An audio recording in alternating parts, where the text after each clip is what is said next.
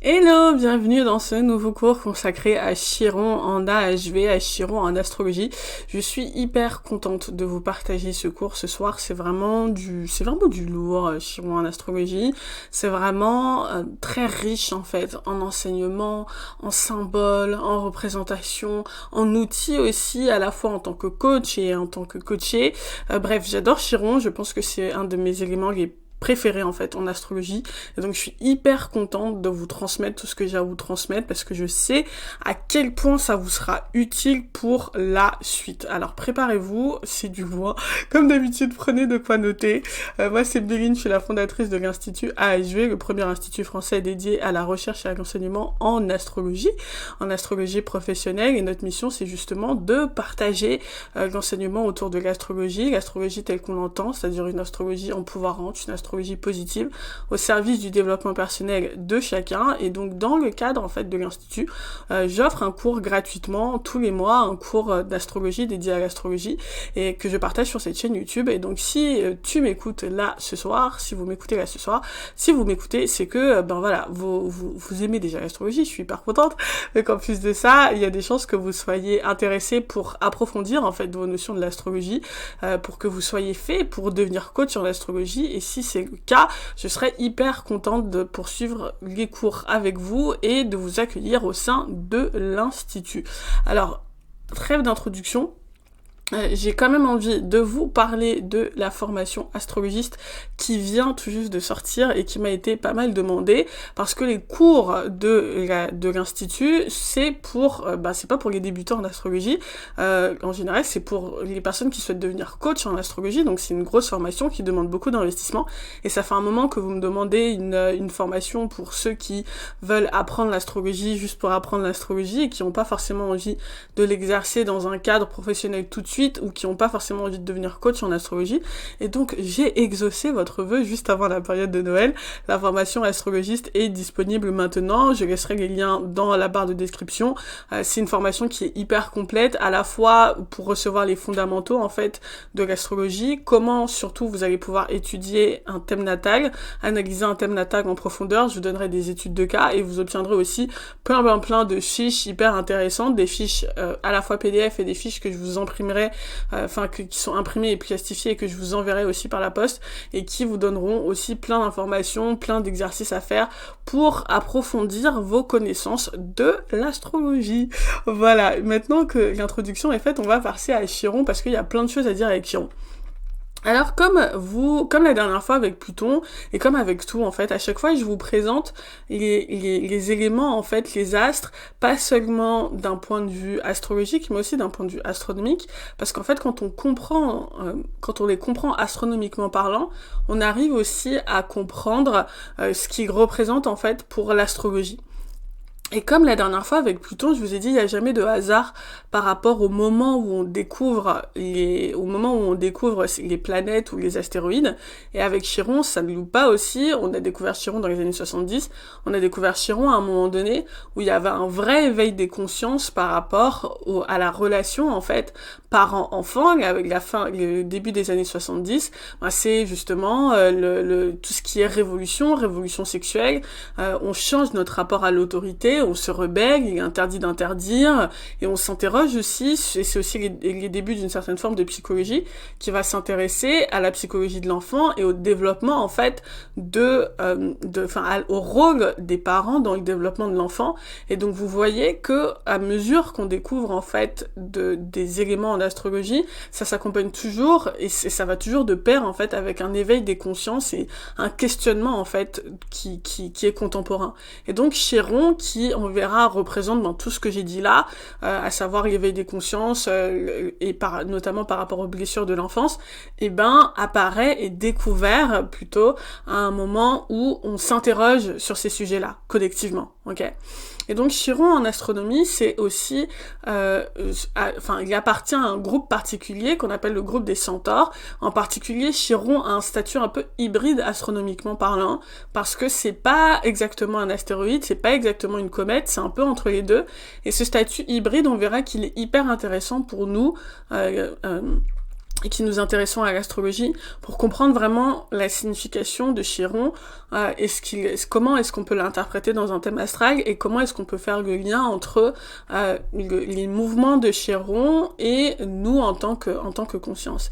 Et puis, dernier point aussi que nous dit l'astronomie, c'est que Chiron est situé entre Saturne et Uranus, et ça c'est une information qui est hyper importante pour nous, parce que tout ce qui est après Saturne en astrologie, donc que ce soit Chiron, que ce soit Uranus, que ce soit Neptune, que ce soit Pluton, c'est considéré comme étant finalement extra-humain. Saturne, du Soleil à Saturne, ça représente vraiment ce qui est de l'ordre de, j'allais dire, la conscience de base de l'humanité, et tout ce qui est après Saturne, c'est un peu comme, j'allais dire, considéré en astrologie un peu comme un cadeau des dieux, c'est-à-dire que c'est quelque chose qui dépasse en fait la conscience de base, ok ? Et donc Chiron, c'est hyper important à comprendre, le fait que ce soit situé entre Saturne et Uranus, le fait que ce soit situé après Saturne tout simplement, ça nous dit que ça a un statut un peu spécial, que ça a un statut qui le rapproche finalement d'Uranus, Neptune ou Pluton, qui a une dimension générationnelle, qui a une dimension qui est karmique et qui a une dimension qui est un peu, j'allais dire, pas extraterrestre, mais en tout cas, qui est dehors de l'extra de la conscience, ok? Extra-cognitive, j'ai pas encore le terme exact pour vous décrire ce que ça représente, mais ça nous indique vraiment qu'il y a quelque chose de spécial, en fait, avec Chiron, et que c'est pas juste comme Soleil, Vénus ou comme Mercure, quelque chose qui est très proche de nous et très proche de la conscience. Avec Chiron, on est quelque chose qui nous semble assez lointain, d'accord? Et ça, c'est aussi important de comprendre dans la façon dont on va interpréter Chiron ensuite dans un thème astral. Alors du coup, à quoi ça correspond Chiron mythologiquement? Le nom de Chiron, je vous en ai fait, j'ai un aparté dans la formation sur Pluton, sur la vidéo sur Pluton. Chiron, c'est exactement la même chose. Il faut comprendre que les planètes ne sont pas nommées par hasard. En fait, il n'y a jamais de hasard par rapport au nom des planètes, au nom des éléments en astrologie. Et donc évidemment, le fait qu'on ait choisi Chiron, déjà qui appartenait au groupe des centaures, mais aussi astronomiquement parlant, c'est-à-dire qu'ils appellent ça, ils appellent ce type d'élément en fait les centaures, c'est un terme astronomique, c'est pas seulement un terme astrologique, et donc du coup le fait qu'on lui ait choisi ce nom à Chiron, ce n'est évidemment pas un hasard, et encore une fois, le choix des noms de façon hyper intuitive comme ça, c'est jamais un hasard, et ça correspond toujours à, comment dire, moi c'est pour ça que je dis toujours que l'astrologie c'est un cadeau du ciel, c'est que ça correspond toujours à une information qui est canalisée à un niveau beaucoup plus subtil, et c'est-à-dire que même l'astronome, même s'il n'en a pas forcément conscience, en fait il est juste créatif et il se dit juste ben voilà, j'ai appelé Chiron pour appeler Chiron, ce qui n'était pas le cas de la personne qui a appelé Chiron. C'était quelqu'un qui était c'est un scorpion qui était assez conscient assez au fait en fait de ces éléments là, quand bien même l'astronome se dirait que c'est lui, c'est pas du tout pourquoi est-ce qu'il a nommé telle planète, nous on sait que la signification est lourde de sens et qu'il n'y a jamais de hasard en fait par rapport à l'appellation qu'on choisit pour les différents éléments astronomiques et donc astrologiques. Chiron. Qu'est-ce que Chiron en astrologie et en mythologie, pardon. Et Chiron, il a une histoire hyper intéressante, et c'est pour ça que j'adore Chiron en fait, parce qu'il a une histoire hyper intéressante, hyper riche, il se passe plein de trucs en fait par rapport à Chiron. Donc Chiron, c'est d'abord le fils illégitime de Cronos, le dieu c'est même pas un dieu d'ailleurs, c'est un titan, il est au-dessus des dieux d'ailleurs, Cronos, et d'une océanide, d'accord? Et ça c'est hyper intéressant pour nous, parce qu'il est né dans un contexte un peu spécial, Chiron. En fait, ce qui s'est passé, c'est que Cronos, qui était marié avec quelqu'un d'autre, a eu une liaison avec une océanide, et il a été surpris au lit avec sa maîtresse, donc par sa femme, et donc pour éviter en fait d'être pris en flagrant délit, il s'est déguisé en fait en cheval, il s'est enfui en cheval, et donc déguisé en cheval, et donc en fait ce qui s'est passé, c'est que cet acte en fait, le fait que Chiron ait été conçu alors que son père se déguisait en fait en cheval, a eu pour conséquence que quand il est né avec ce corps hybride à la fois mi-humain, mi-centaure. ok? Et ça, c'est hyper intéressant pour nous parce que Chiron naît de la honte. De la honte d'un acte qui ne devait pas en fait avoir lieu, d'un acte illégitime, d'un acte secret, et il naît de façon hybride. Et on verra justement à comment est-ce que tout ça vient nourrir notre interprétation de Chiron. Et donc Chiron, il est vraiment spécial parce que c'est pas vraiment un centaure, et d'ailleurs c'est la raison pour laquelle il n'est pas reconnu par les autres centaures comme un vrai centaure, parce qu'il n'est pas centaure né de parents centaures, il est né centaure par cet acte un peu étrange entre son père et sa mère, d'accord? Il est abandonné par le temps, il est abandonné par Chronos, il est abandonné par son père, et donc élevé seul par sa mère célibataire, mère qui souffre en fait d'ailleurs, qui vit dans la honte, qui se reclue parce qu'elle est dans la honte en fait par rapport à l'acte qu'elle a commis, cette liaison qu'elle a eue avec Chronos, et donc il est élevé seul et il est rejeté par les autres. Il est rejeté à la fois par les centaures qui le reconnaissent pas vraiment comme un centaure, et puis il est rejeté globalement par le reste de la société parce que voilà, c'est le fils illégitime, c'est le bâtard, c'est celui qui est un peu bizarre, et puis il trouve pas vraiment sa place, jusqu'à ce que des dieux, en fait, Athéna, Apollon, lui viennent en aide, et que, en fait, il est pris, en fait,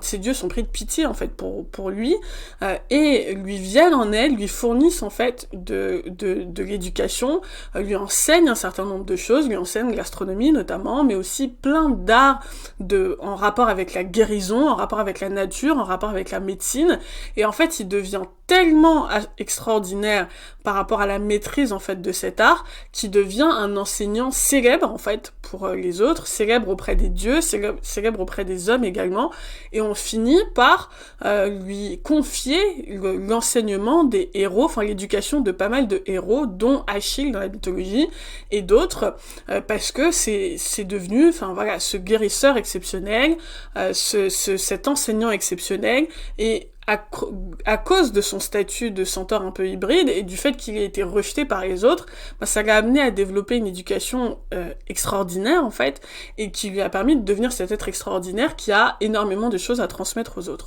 Et donc là, vous voyez, déjà quand je dis tout ça, vous commencez à comprendre ce qui est hyper intéressant par rapport à Chiron, et toute la définition en fait, et la richesse aussi de la définition de Chiron et de la signification de Chiron. Alors justement, on va rentrer dans le détail à partir de maintenant sur comment est-ce qu'on peut interpréter tout ça, maintenant qu'on connaît en fait la mythologie de Chiron, comment est-ce que on comprend ça en fait, nous, et comment on va utiliser ça en astrologie. Alors Chiron du coup c'est hyper intéressant, hyper pertinent, parce que en astrologie et en particulier en AHV, parce qu'on l'utilise dans le cadre on l'utilise dans le cadre du coaching, Chiron il nous parle de blessure en fait, et il nous parle pas de n'importe quelle blessure, il nous parle de blessure émotionnelle, parce que dans l'histoire de Chiron, dans sa vie, il est teinté en fait de blessures émotionnelles, son histoire est teintée de souffrance et de blessures émotionnelles, et il faut comprendre que dans la mythologie, c'est assez rare finalement, on retrouve des femmes qui pleurent beaucoup, des femmes qui pleurent leur mari, des femmes qui pleurent leur mari qui partent à la guerre, des femmes qui pleurent parce qu'elles sont trompées, etc., mais dans les mythologies, en règle générale, on retrouve beaucoup de larmes, on retrouve pas beaucoup de larmes, justement, on retrouve beaucoup d'éclats de colère, mais assez peu de larmes, et puis on le retrouve rarement chez un homme, chez un personnage qui est masculin. Et donc ça, c'est hyper intéressant, parce que la mythologie de Chiron met vraiment l'accent sur la blessure et la blessure émotionnelle. Et la blessure émotionnelle de Chiron, en outre, elle vient pas par hasard, elle naît de circonstances vraiment hyper intéressantes et importantes, surtout parce que cette blessure, elle est infligée par les parents. C'est-à-dire que la raison pour laquelle Chiron naît avec ce corps hybride et cette identité hybride, c'est parce que ses parents ont fait quelque chose de honteux, ont fait quelque chose de répréhensible, et qui n'a pas une répercussion seulement sur les parents eux-mêmes, mais sur l'enfant. Et donc Chiron, ça nous montre que finalement en astrologie, la façon dont on interprète, ça fait le lien entre la vie de nos parents et nous, c'est-à-dire que ça nous représente l'incidence finalement que va avoir le karma sur nous, sur la façon dont on va se voir, notre identité, parce que Chiron, ça parle aussi beaucoup d'identité, et puis surtout, comment est-ce que ça va nous impacter, comment est-ce que ça va avoir pour résultat nos blessures émotionnelles, en fait.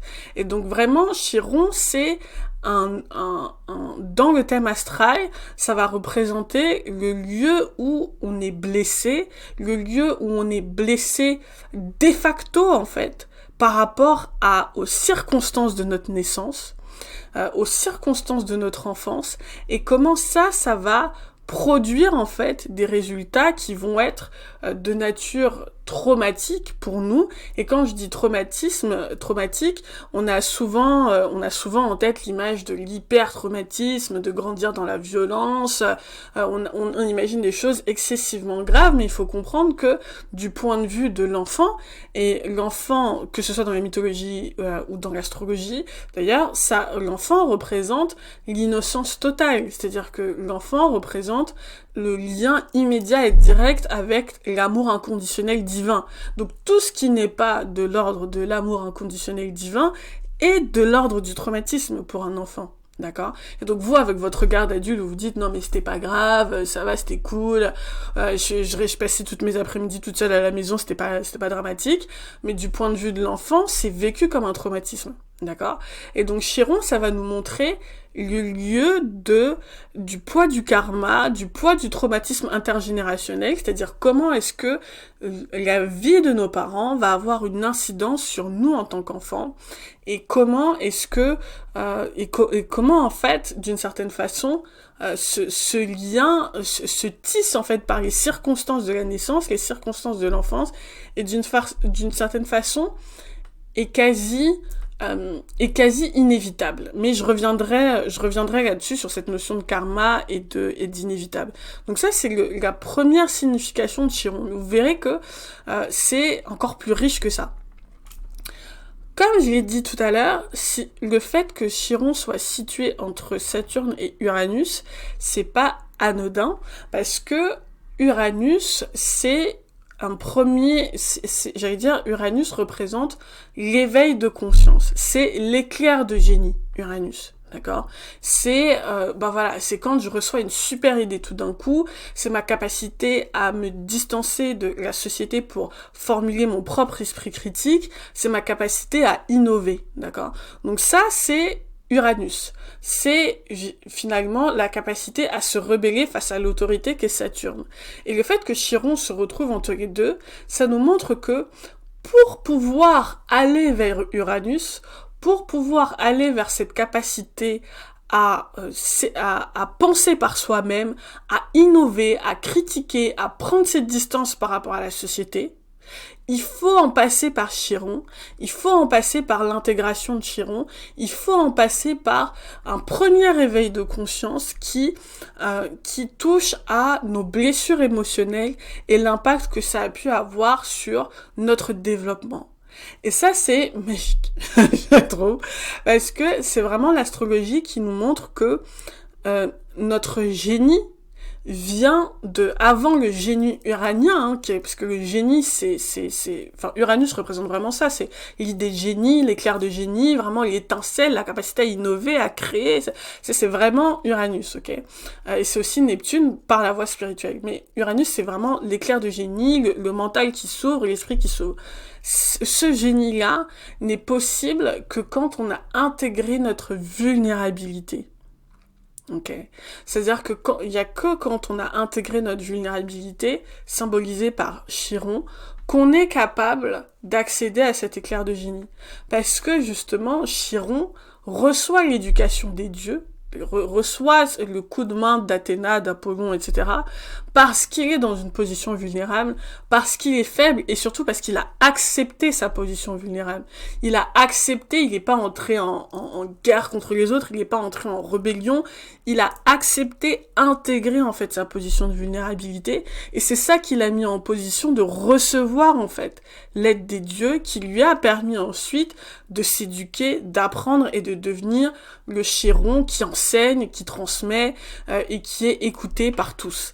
Et donc donc ça, c'est hyper important pour, j'allais dire en développement personnel, en règle générale, mais aussi pour nous après dans un cadre de coaching, c'est vraiment insister sur l'importance de la vulnérabilité et se rappeler que c'est important d'être vulnérable. Et on va le voir notamment ensuite quand on va comparer Chiron avec d'autres héros, parce que justement dans l'Antiquité, ils se sont interrogés sur Chiron dans la mythologie et ils l'ont comparé à d'autres héros en fait de la mythologie, notamment Achille, et le parallèle est hyper intéressant par rapport à cette question de la vulnérabilité. Donc j'y viens justement. Chiron, il est pas n'importe quel enseignant, il est l'enseignant des héros. Et ça, c'est hyper intéressant pour nous aussi parce que enseigner aux héros, c'est pas n'importe quel rôle, d'accord ?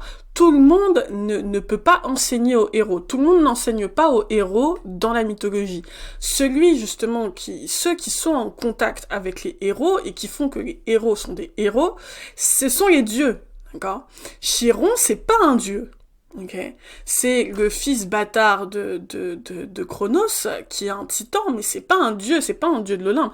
Donc il a pas normalement accès aux héros, et il a surtout pas le droit, entre guillemets, d'enseigner aux héros, d'accord ? Mais Chiron le peut. Chiron le peut, et pourquoi il le peut, justement ? Parce que il est cet enseignant qui a passé l'épreuve de feu ultime, qui a accepté ses blessures, etc., etc. Mais ce qui est aussi hyper intéressant, c'est que du coup, dans l'Antiquité, déjà, il y a Homère qui en parle, dans l'Antiquité, enfin, dans la mythologie déjà, on s'intéresse à comparer Chiron à d'autres héros, et notamment Achille, qui est un héros qui bénéficie de l'éducation de Chiron. Et justement, le fait de le placer comme ça au-dessus des héros, le fait de mettre Chiron au-dessus des héros, parce que c'est lui qui enseigne en fait aux héros, ça montre à quel point il est finalement au-dessus d'eux, entre guillemets, à quel point il a une sagesse supérieure aux héros, et lui donner ce rôle-là à Chiron, dans la mythologie, c'est pas rien. D'accord ? Parce que la mythologie, c'est à la fois, oui, un certain attachement à la mesure et il critique justement la démesure et l'hubris et il critique justement les héros souvent, c'est vrai, mais c'est aussi quand même une glorification des héros. On parle tout le temps des héros, de ces personnages extraordinaires, et puis le terme héroïque, il vient bien de là, c'est que justement, c'est des personnages qu'on met en exergue et qu'on valorise pour toute leur qualité héroïque, le courage, etc. Le fait que ce soit Chiron, ce bâtard, ce fils illégitime, qui est ce rôle d'enseignant vis-à-vis d'eux, ça nous montre quand même que c'est Chiron qu'on valorise. Et ça, on le comprend quand on comprend l'importance justement de ne pas tomber dans la démesure dont nous parle la mythologie. Et quand on le compare à Achille, c'est qui dans la mythologie ? C'est le héros qui se prenait pour un dieu, ok ? C'est le héros à qui on a demandé est-ce que tu veux une vie pépère et longue, ou est-ce que tu veux une vie glorieuse mais courte ? Et il a dit moi je veux la vie glorieuse, la vie pépère ça m'intéresse pas, d'accord ? Donc Achille n'est pas connu pour son humilité. Achille n'est pas connu pour son humilité, bien au contraire. Et donc c'est celui qui se prend pour un dieu, c'est celui qui se prenait pour invincible. Sauf que en fait son corps était invincible, oui, mais pas au niveau du talon, parce que sa mère, quand elle l'a trempé dans le fleuve de l'enfer, pour bénir son enfant, c'est-à-dire que elle a vraiment trempé, elle a vraiment tout risqué, elle est allée jusqu'au fond des enfers pour pouvoir lui permettre d'accéder à cette source, à ce fleuve, à cette source qui lui permettrait justement d'être invincible. Elle l'a trempé, oui, mais elle le tenait par le pied, et donc le talon est resté vulnérable, n'a pas trempé dans l'eau, en fait, n'a pas trempé dans le fleuve, et du coup est resté humain d'une certaine façon, n'a pas été protégé, et c'est ce qui a fait que Achille est finalement mort. Mais ce qui est intéressant, c'est que Achille est mort pas seulement parce qu'il était vulnérable, mais parce qu'il n'a pas voulu reconnaître et accepter sa vulnérabilité. C'est-à-dire qu'il ne voulait, c'est pas seulement que il est mort parce qu'on lui a touché le talon, il aurait pu se protéger le talon. mais il ne s'est pas protégé le talon parce qu'il se croyait invincible et parce qu'il n'a pas reconnu et accepté sa part de vulnérabilité. Et Chiron, au contraire, a accepté et reconnu ses blessures, accepté et reconnu sa part de vulnérabilité, et c'est ça qui fait que c'est un véritable héros pour Homère et que il a tant de choses à nous dire et à nous apprendre. Et ça, c'est hyper intéressant pour nous dans la façon dont on va, encore une fois, appréhender le thème natal et comment est-ce qu'on va se servir de Chiron pour la suite. Chiron, c'est aussi un centaure, d'accord? Et donc un centaure, ça a pas 2 pieds, c'est un humain avec 4 pieds. Et donc Chiron, ça nous parle aussi d'ancrage. Ça nous parle d'avoir les pieds sur terre, et pas seulement 2 pieds sur terre, mais 4 pieds sur terre.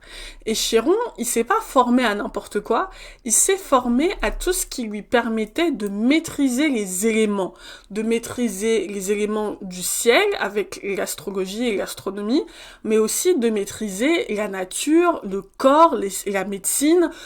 Tout ça, ce sont des éléments qui sont ancrés dans la terre, dans le corps, dans des choses concrètes, physiques, palpables. Et donc Chiron nous parle vraiment aussi d'ancrage. Et donc là aussi, c'est un peu intéressant pour nous, astrologiquement parlant, parce que ça nous montre que Chiron, c'est ce qui nous permet finalement de nous sentir ancrés. Et nos blessures émotionnelles et intérieures, nos blessures liées à l'enfance, sont aussi finalement des blessures qui nous permettent de garder les pieds sur terre et de pas nous prendre pour des dieux. D'accord. Ça, c'est hyper intéressant.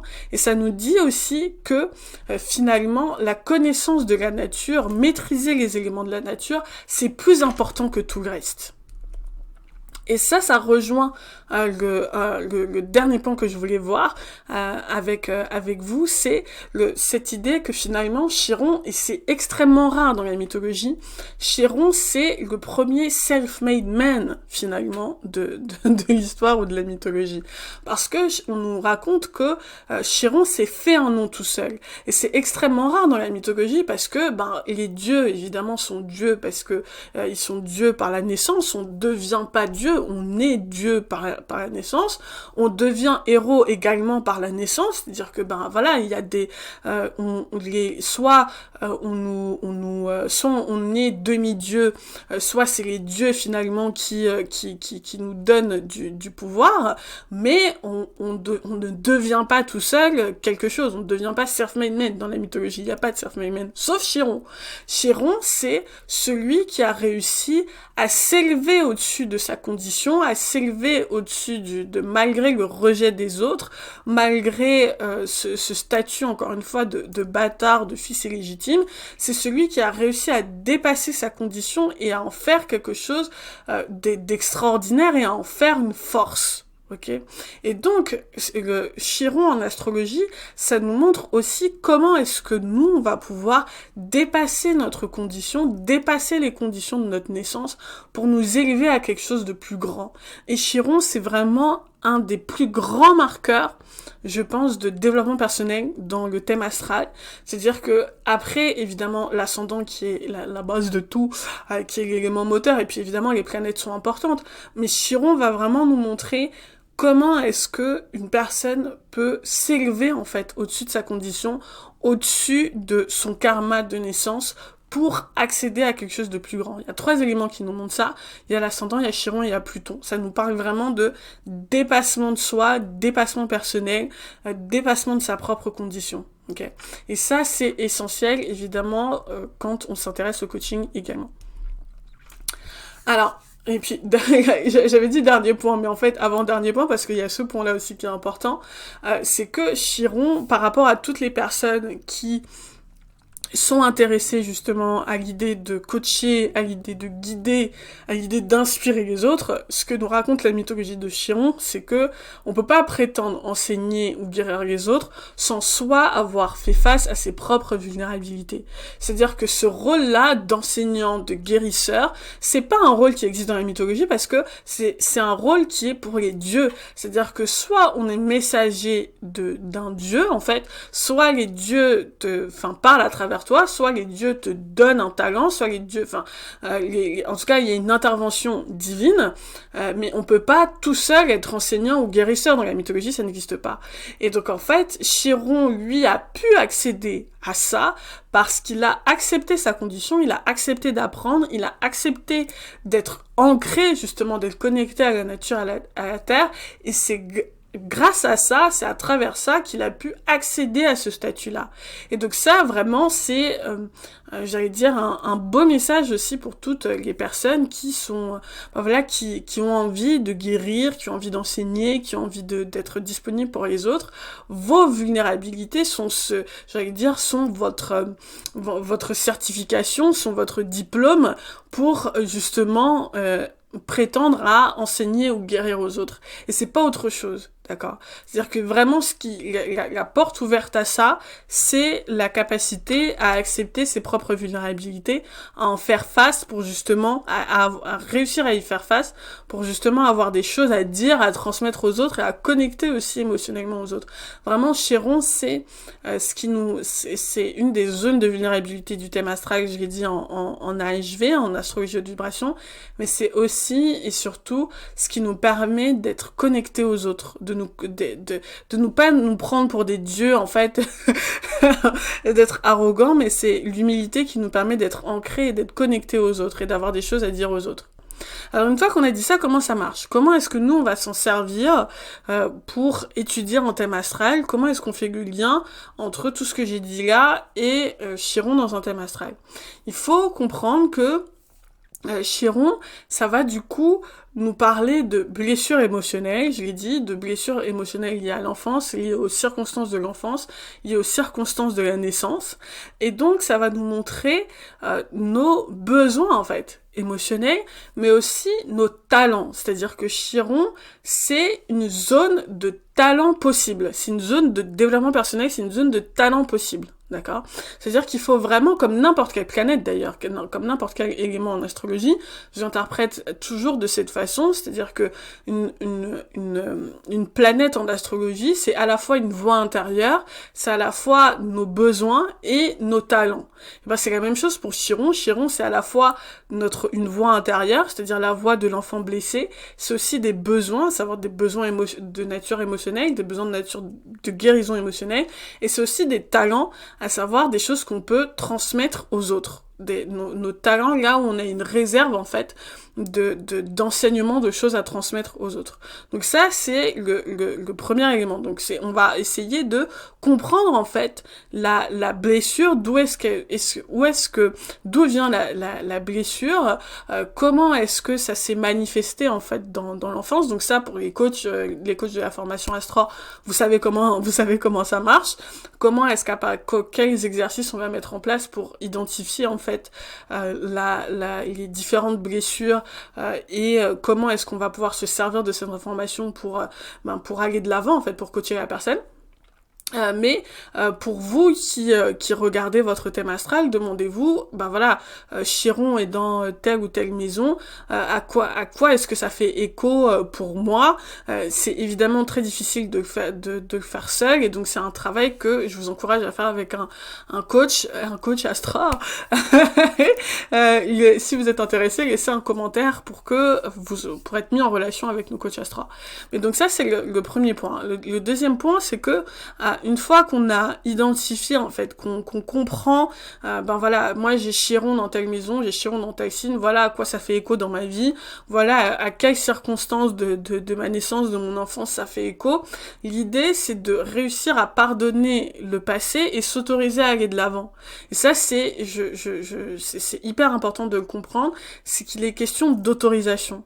C'est-à-dire qu'il est question d'acceptation, hein, parce que vraiment Chiron, ça représente pour moi, vraiment ça symbolise cette idée d'acceptation.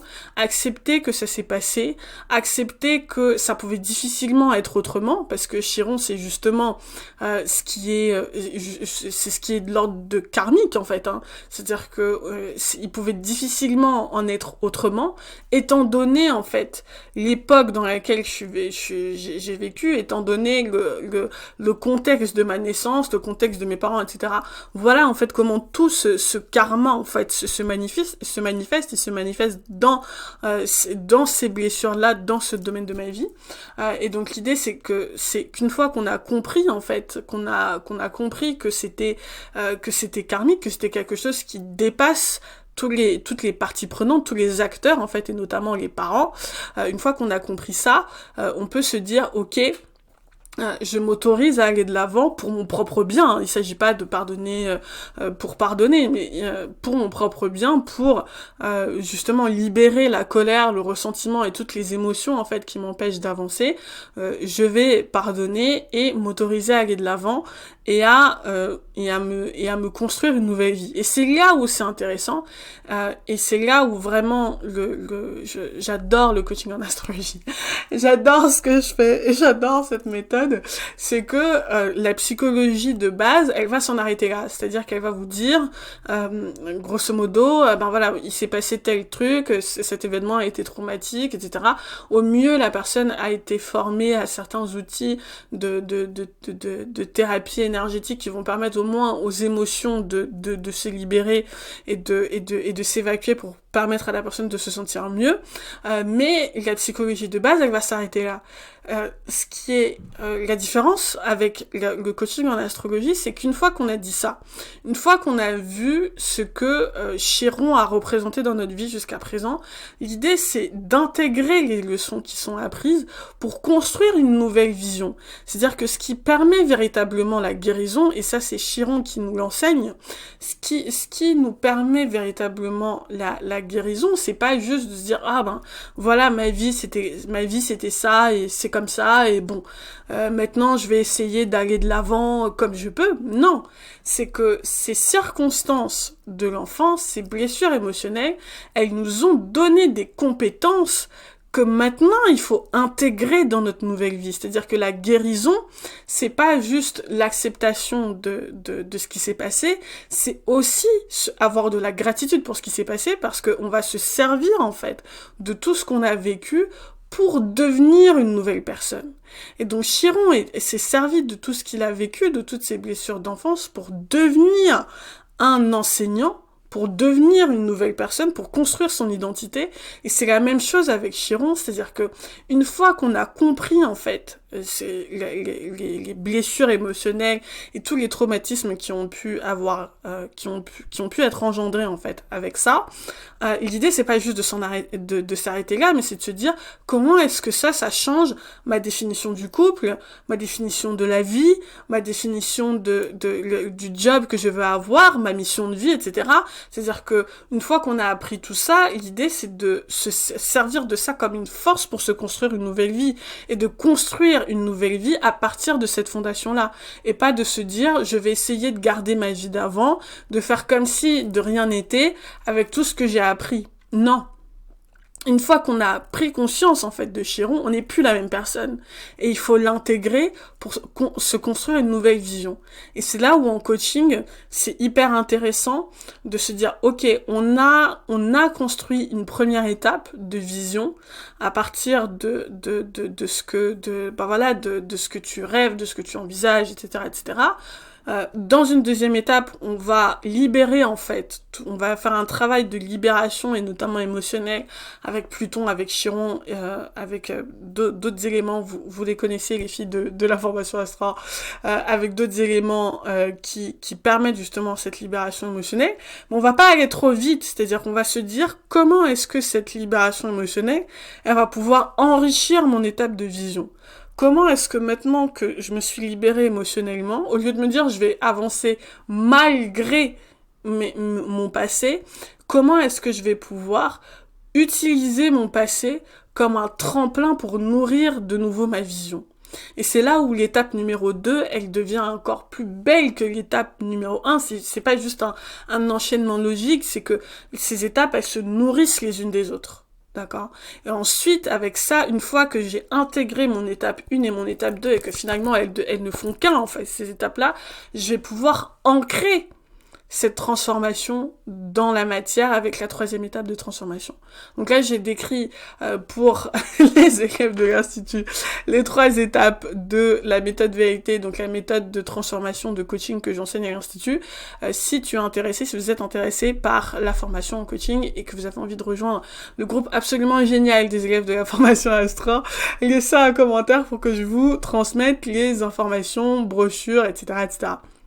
Ok, donc vous avez compris comment est-ce que Chiron marche maintenant. Et donc, grosso modo quand même, parce que je sais que c'est une question qui va m'être posée, grosso modo, comment est-ce que cette dynamique Chiron fonctionne dans un thème astral, Chiron en signe, Chiron en maison, comment est-ce que ça fonctionne?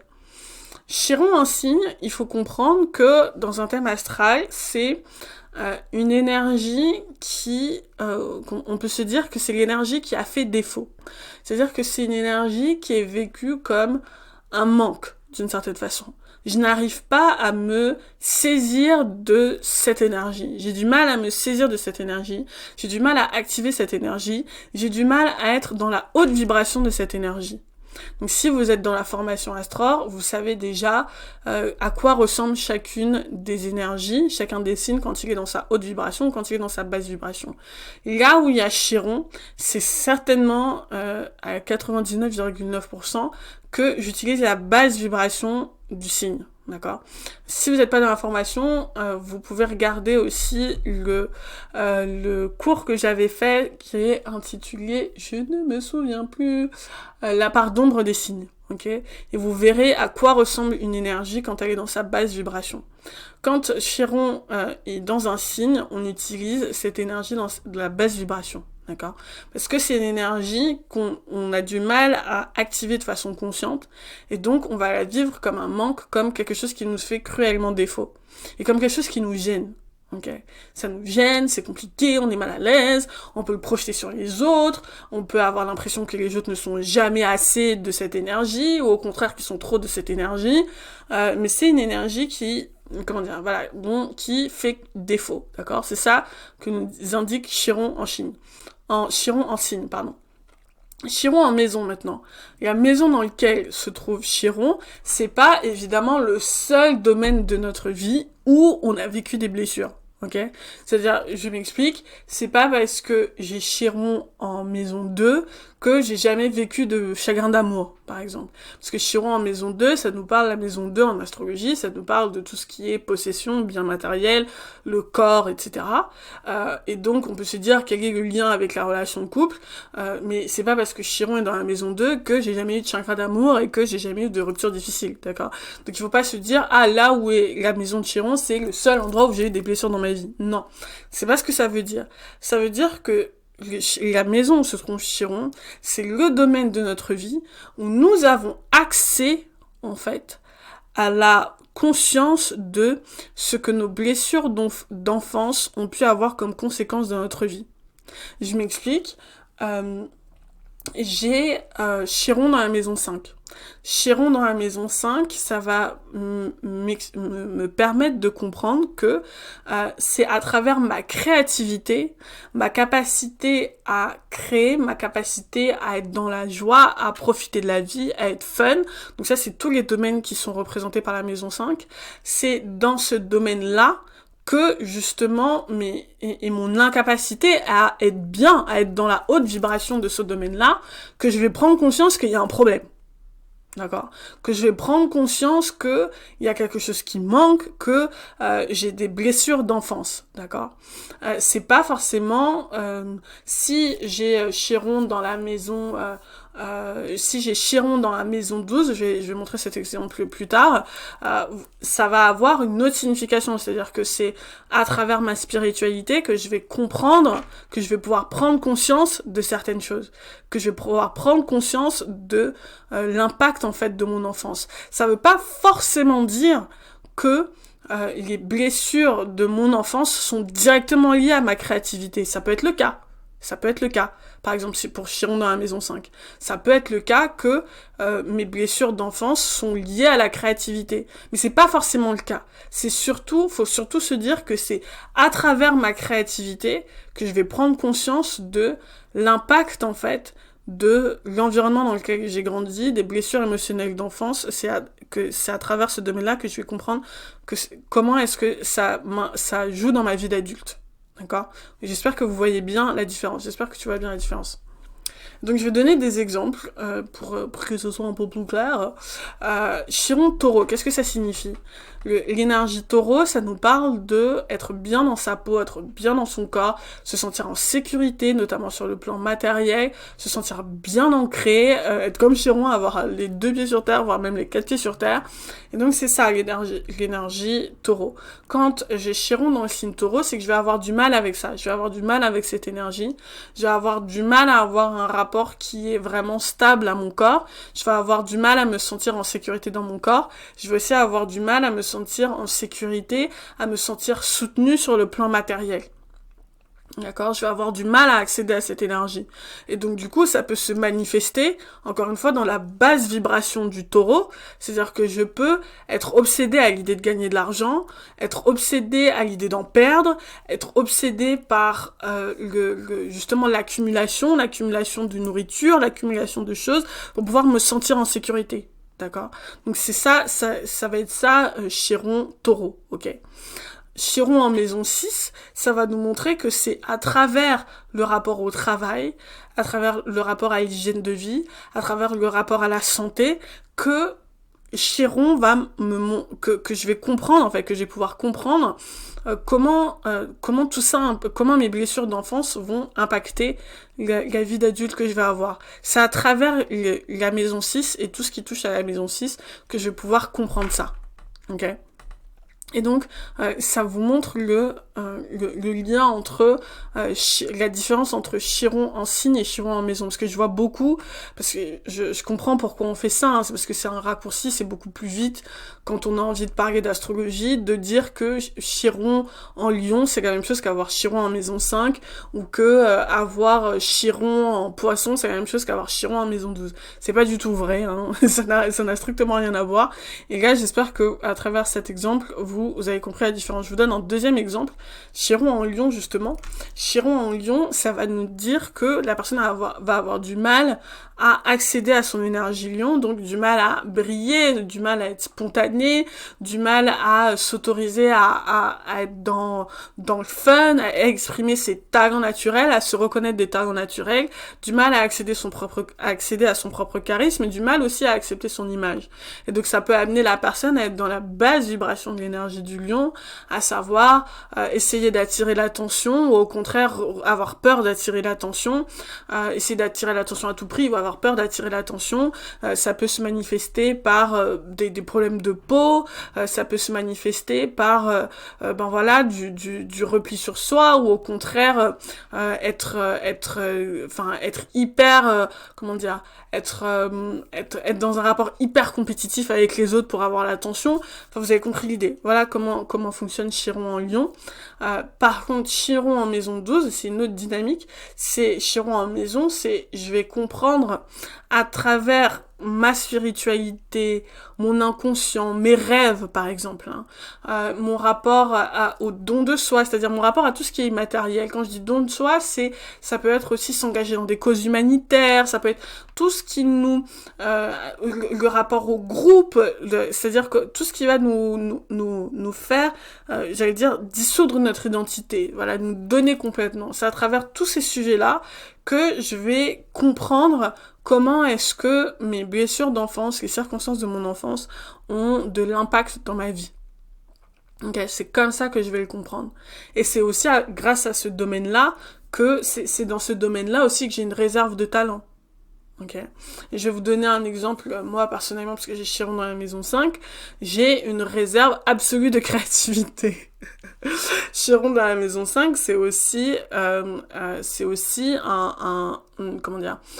une réserve de talent, c'est un endroit aussi qui nous indique là où sont nos talents, et c'est hyper intéressant pour vous si j'allais dire pour tout le monde en règle générale, mais c'est hyper intéressant pour vous si vous travaillez dans l'accompagnement, que vous voulez être coach, prof, guérisseur, ce que vous voulez, regardez Chiron, ça va où est Chiron dans votre thème, dans quel signe Chiron est dans votre thème, ça va vous permettre de clarifier votre client idéal ou ce que vous avez à apporter à votre client idéal.